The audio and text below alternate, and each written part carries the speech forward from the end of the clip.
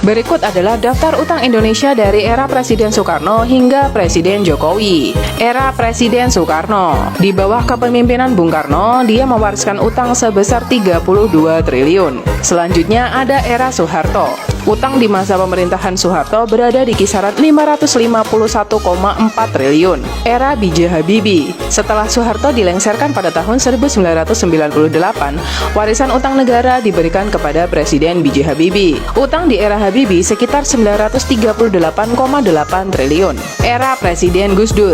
Di era pemerintahan Presiden Abdurrahman Wahid atau Gus Dur, Indonesia sempat menurunkan utang menjadi 77,2%.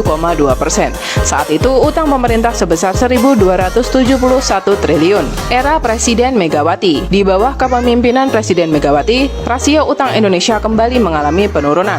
Utang pada era Megawati sebesar 1.298 triliun. Era Presiden Susilo Bambang Yudhoyono. Setelah mendapat warisan utang sebesar 1.298 triliun, utang Indonesia justru semakin membengkak menjadi 2.608 triliun. Era Presiden Joko Widodo.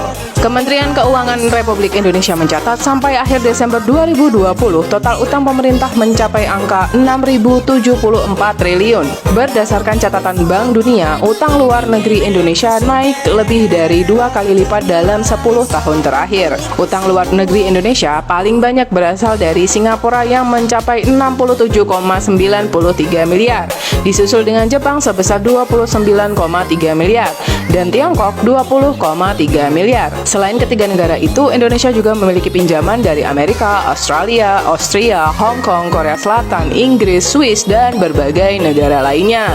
Nah, gimana nih menurut kalian? Kira-kira tahun depan nambah nggak ya setelah ganti presiden? Komen dong.